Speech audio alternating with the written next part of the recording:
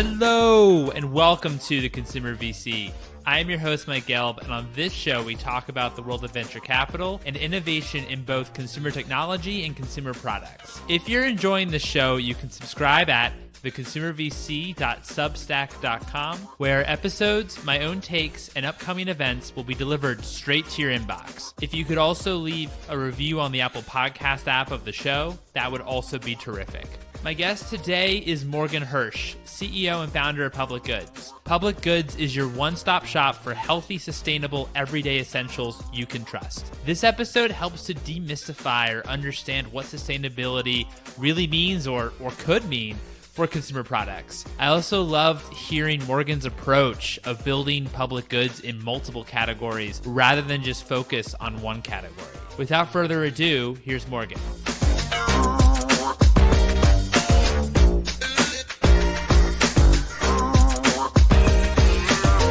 Morgan, thank you so much for joining me today. How are you? I'm good, Mike. Thanks for having me. Appreciate you reaching out. No, absolutely. I'm glad that Rick was able to connect us.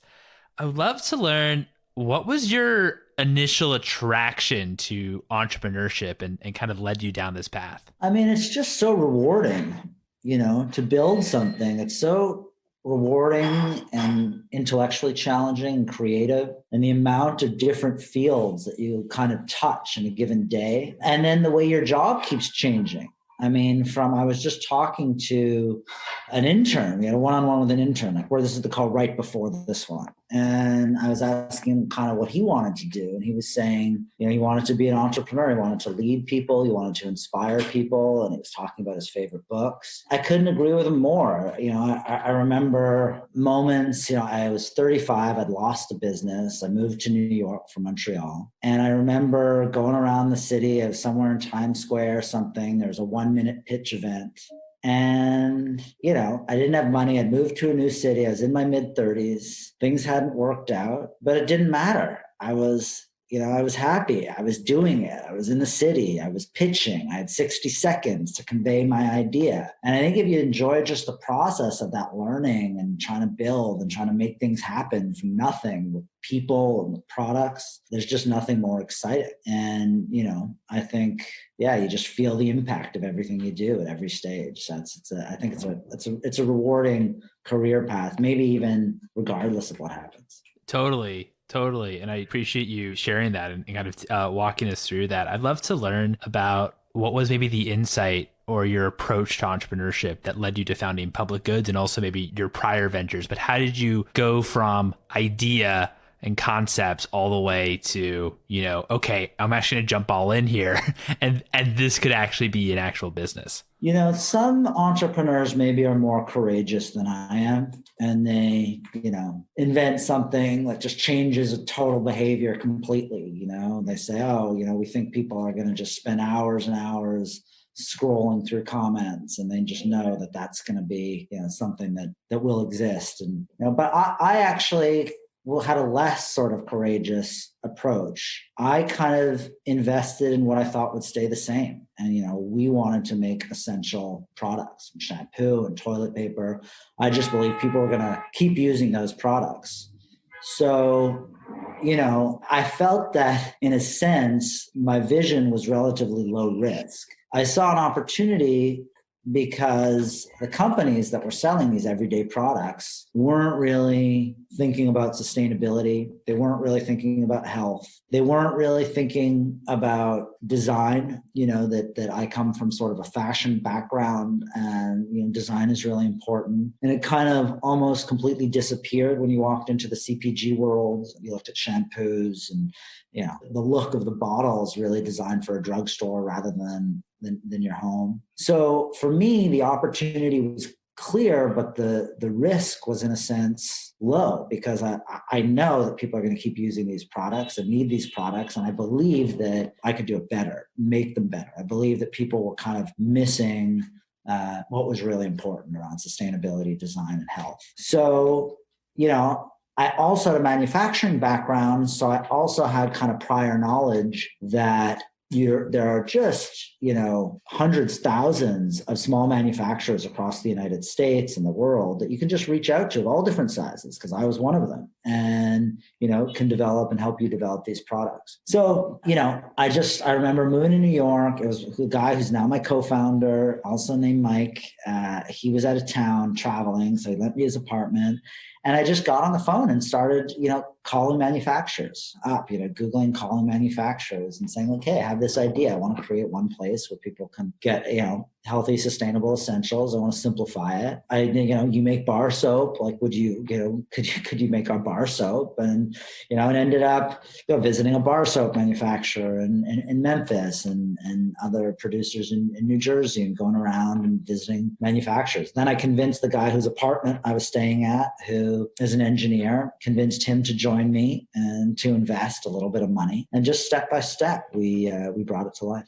That's awesome. Where does, I guess, your focus on sustainability come from? Is that something that always had kind of been with you and something you always kind of thought about? Or was that also gifted to you when you really thought about public goods and just maybe shaping your company? I think it's just existential. I think all the things that we value at public goods are really just basic human things that any new brand that's launching does and should and rightfully considers, right? You're building a product from scratch. Like, I don't think it's malicious. I think the only reason that these things weren't considered, or a lot of companies are doing damage, is maybe not that sinister. It's just it wasn't really, they weren't aware when they launched 20, 30, 40 years ago. And now they've built this kind of negative machine. So building something now, and I think entrepreneurs know this. I don't think there's a lot of entrepreneurs out there that are saying, oh, I'm going to build something that hurts the world, right? I think we're all there trying to do something good and trying to build something that helps the world. So when we think about sustainability, that's just like where we live. Like, are we not going to destroy our environment? Forget about the environment as like a concept, just literally like our environment. So this is where we live. So that's existential. Health, developing products that are healthy, right? Again, it's existential. And for me, simple and beautiful also, right? When you think about beauty, and that's one of our values and one of the forgotten values, I think, in CPG, also, I think it's pretty innate desire when we think about, our vacations, we want to see beautiful landscapes, our partners, and often these days how we find them, it's like an image, right? That people are swiping through. It's like we care about aesthetic and beauty. And so, to me, that was equally existential, if you will, or equally human, I suppose would be a better way to say it. So we just built the company kind of on what I think are sort of the most fundamental values we could. I love that. And, the hard part, I'd imagine, with sustainability is having that deeply rooted into your supply chain and making sure that there's quality assurance at each step of the way. What were maybe some of the things that you did very early on, it could be like processes or picking the right manufacturer, right? But maybe what were some of the processes, I guess, that you went through in order to make sure that from the very, very beginning, you were making sustainable products? We started with one product and then, another. We launched with 10 products. So, we're doing things one thing at a time. So in that case, with the 10 products, I learned about different kinds of packaging materials, because obviously that's where the waste comes from. We found a resin made from sugarcane where you could make a plastic, but it's instead of using the fossil fuels and supporting that industry, it's actually a resin made from sugarcane. And so that was kind of a first step. And then you just, we're one person and two people ultimately. So, with that, we sourced that manufacturer, first 10 products. Then we sourced a toilet paper that was tree-free, made from bamboo. I think we were one of the first people to bring that to market. And now, there's obviously a bunch of us, and so that was kind of where we started. And really it's just by, reaching out, asking a lot of questions. And recently I did it again. We were asking questions around, one company got really into aluminum bottles, and we'd been looking at aluminum bottles years ago. We decided it uses too much energy. And then another company, a competitor, launched aluminum. We thought, we understood that this was actually terrible. And so I reached out to academics at some of the top institutions and asked them about that. And indeed, they said, yeah, no, it sounds good, but aluminum's not really a great way to go. And I'm sure it's controversial and there's different opinions on that. But so we're always trying to kind of, sharpen the sword and ask those questions and get the best information. I think now the company's reached a point where we need to do more than that. And we need to start bringing a lot of that knowledge in-house. We've just done an RFP for some agencies that specialize in, improving sustainable practices, companies. And so I think it's an ongoing effort. Totally. How did you approach marketing as well early on and as well now? Do you find that you're still having to educate your audience or educate folks out there in terms of what truly sustainable means? Or is that something that folks now maybe already know and certainly are thinking about it? So in your marketing efforts, you don't have to focus quite on the context of the educational front.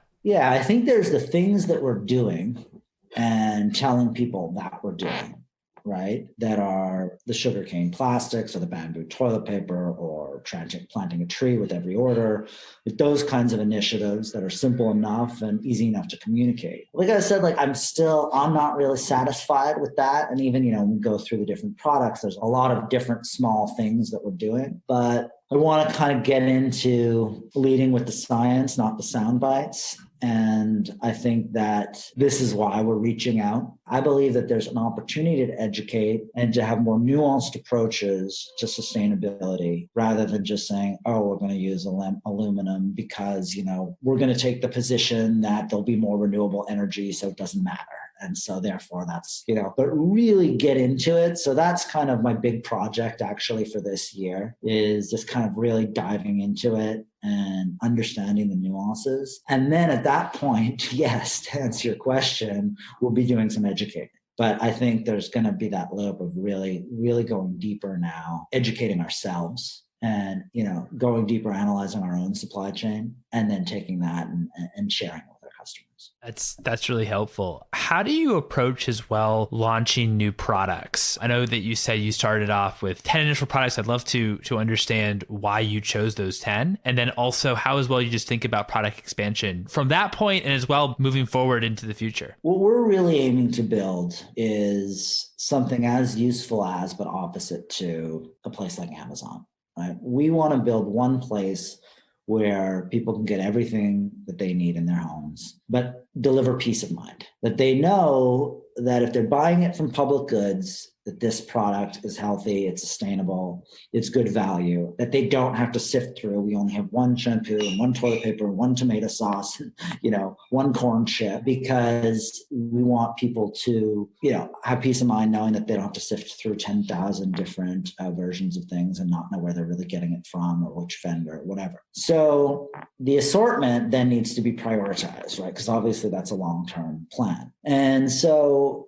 we prioritize based on just simply what our customers ask for. And so we're constantly interviewing, surveying, and then we put that through our filter of, okay, so many customers are asking for it. Can we make that product better? Can we deliver that product according to our values? And then kind of put it through that filter as part of kind of the sourcing and development process. Early on, in terms of how we chose shampoo and personal care products, I think it was a place to start where in that category in particular, one reason was we could cover a room in the home with 10 products. So we could kind of get that room, own that room. It was also a category where I feel the incumbents were really making high margins on these products. I reached out to the CEO of a premium brand and I said, look, I don't understand. I'm going to these manufacturers and I'm getting quotes, $2 for shampoo or whatever the price was, thereabouts to manufacture first cost. And your shampoo is $40, but nobody's quoting me. No matter what I do, I can't find a $40 shampoo. I want to make the best possible shampoo, but I'm not finding shampoos at $5. Am I talking to the wrong manufacturers? And this particular CEO of this particular premium brand said, no, my job is just to take a $2 product, convince people that it's worth $40, $50. That's my job. That's my whole job. So there was big opportunity there with that kind of thinking and that kind of pricing where you could really deliver great value in that category. So we expanded in that, personal care, it's really easier to deliver better value. With food products, it's more challenging because the margins aren't there. So we expanded, we started at a place where we could deliver the best value. Got it. No, that makes a lot of sense. And yeah, it's really interesting hearing about as well, just your example with shampoo and the actual growth margin there. So what was your approach to fundraising and why did you choose to fundraise as well? Well, we had to fundraise. we're a capital intensive company to some degree. We launch a lot of physical products. We're in the SKU business. We have inventory. So, we needed to raise money. The process was challenging. Reaching out to, VC is old school. It's not democratic. It's not a meritocracy. It's who do you know? And VCs, regardless of their best efforts, they don't talk to you unless you know someone they like, which makes it sort of the club, unfortunately. So I came from Montreal, didn't have an Ivy League background or, know the bright people. So I just went to meetups and just started, trying to meet as many entrepreneurs and reach out to as many people. And even other entrepreneurs also, don't want to, their VCs are on their boards or whatever. They're like cautious with sharing introductions too. So it was a whole thing where it was just trying to get those intros to the right people. And it's a real hustle. But one thing is, I'll say, and where there's always hope is if you're waking up every day and you're doing the work, there's always an iron in the fire. So no matter how hard it gets, there's always this hope because you always have this meeting on the calendar or somebody who's been reviewing your deck or whatever. So ultimately, Rick from Listen and Katerina and Yuri from Yes VC, both great investors, were the first VC institutional investors, saw what we were doing, got really excited. Rick has a lot of great investments, and Katerina, was early in Kickstarter and Etsy, and, so kind of, the founder of Flickr, so a real visionary investor. And finally, they saw what we were doing. And in those cases, actually, at that point, we'd gotten far enough where it was inbound and, just stuck at it long enough to get that attention. But fundraising for us was really, it was hard work. Apart from not maybe having the network and from fundraising about, and kind of not being in like the who's who or what have you, as you described, what were maybe some of the challenges, like the biggest hurdles that investors maybe had with your business when they were evaluating your business? I remember this one investor, consumer-focused investor, reached out really early on and said to me, consumer, interesting, but like, why don't you just do a toothbrush? Why don't you do a toothbrush? I want to invest in an electric toothbrush company. So I was like, I think there's a bigger opportunity out there than electric toothbrushes. And so I think you could build a brand across categories. I think that it's actually proven with Muji, with Trader Joe's, even maybe with Kirkland at Costco. Like, I think there's a precedent to show that with direct to consumer, we can go beyond the razor, go beyond the toothbrush, go beyond the single category brand, which was our strategy and our hypothesis that you could build a brand across categories. And he said, I think, we're going to go with a toothbrush company. I was a guy at my WeWork who was doing a toothbrush business, and they invested $2 million and we were cash strapped. And I thought, I don't know, should I have gone the toothbrush route? But ultimately, I'm happy with the fact that we stuck to it. So that was common though. The idea of building a brand across categories was really overly complex for investors. And consumer investors, as much as they say, want to be investing in the future, visionary, often there is a tendency to be like, okay, well, Dollar Shave Club was $1 billion. Can we do the same thing in menstrual care? Can we do the same thing in toothbrushes? Can we do the same thing in whatever? So, that was a lot of the pushback. Can you build a single brand across categories? And even if you can, why bother? And, one investor even went so far as to show me all of the possible acquirers and how the acquirers would be more interested in acquiring a single category brand. And that as soon as we went in from personal care and pet care and food and these different categories, that suddenly, acquirers, and they had a list and what kind of companies they acquire and the different multiples and how, and I just thought, we were very close to deal with them, but they were kind of still pushing back on our assortment strategy. I just thought, I don't know, I don't think I can build a business based on what a possible acquirer would possibly think in 5 years from now. I just can't, thinking that way is putting an acquirer before a customer. And that's just not the way I think you can build a valuable company. So, we didn't go forward there, but that was a main thing I would say is our assortment strategy and our vision, ironically, was too big for many consumer focused investors.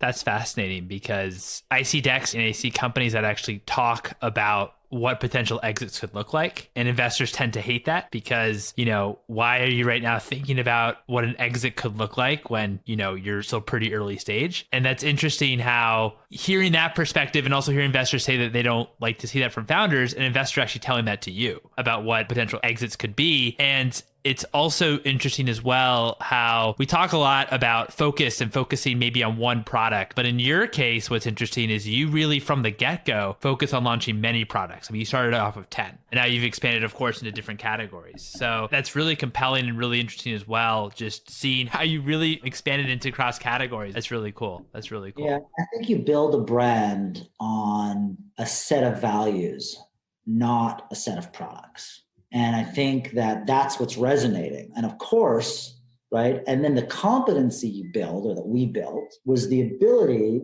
to develop great products, right? And we have a team of people that develops great products. But it even happened to us once where we hired someone, there's a D2C startup, and we hired somebody because they did develop great products. They do have a great product and they developed something that's really special. But then they let go of some of their key product developers in that category. And we brought them on because they were like, okay, well, we're kind of done. We've covered this category. There's only so many SKUs that we could, go into. And so, I think our thing is we are focused, but the team that develops great products can continue to be great at developing great products. And so there's no use for us to dismantle, that group. It seems like as well, one of your core values as well is simplicity. And when you have then too many products in one category, that's not quite simplistic, right? So having a few products in a category where the product actually does a specific function, right? And not having two and almost not like cannibalize your own products, like that also makes sense as well. I'd love to also talk about leadership. I know when we first started this conversation, we talked about that conversation you had with the intern about how he or she wanted to be an entrepreneur and how they wanted to lead. And I'd love to know how you think about your role as CEO and how you think about leadership and making sure that these values you have are very much instilled in public goods. I mean, the role of leadership is, I think, to elicit the best performance out of the people around you and to create an environment where people can thrive and can be at their best, be comfortable being at their best. Sometimes it's developing people. Sometimes it's hiring people. Sometimes it's identifying that somebody should be in one place or not another. Sometimes it's just kind of coaching and talking through problems with people. But a company is very much a group of people, collection of people with a common vision. So I think that's a key part of it. And then I think another key part of it is making sure that the communication of the vision, of the objective, of what's important is always clear. I think that's right. So you have the right people that are enabled to do their best work, and you have communication systems or communicating in a way that makes it really clear what's most important and how that's going to be measured. And I think those are, aside from, the third thing, which is making sure that there's money in the bank, I think that those first two things are basically the role of leadership. I love that. What's one book that inspired you personally and one book that inspired you professionally? I have to say, maybe this is like cliched, but I guess personally, I love Herman Hesse's Siddhartha. Professionally, I have to say I really loved Napoleon Hill's Think and Grow Rich. That's great. Yeah, we've had a couple folks that have said both of those. So excited to add your name to the book list for the website. And what's the best piece of advice that you've received, do you think? Oh, boy. What's the best piece of advice that I've received? No pressure. It's only the best. No pressure. Be kind.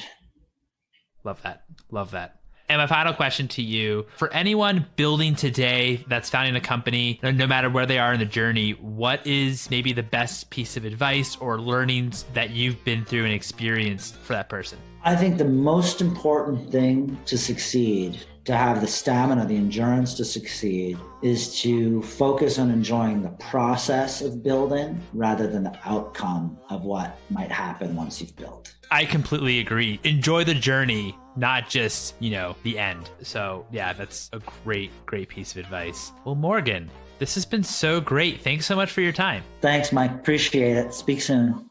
And there you have it. It was such a pleasure having Morgan on the show. You're also welcome to follow me on Twitter at Mike Gelb. For all episodes, please visit theconsumervc.com. Thanks again for listening, folks.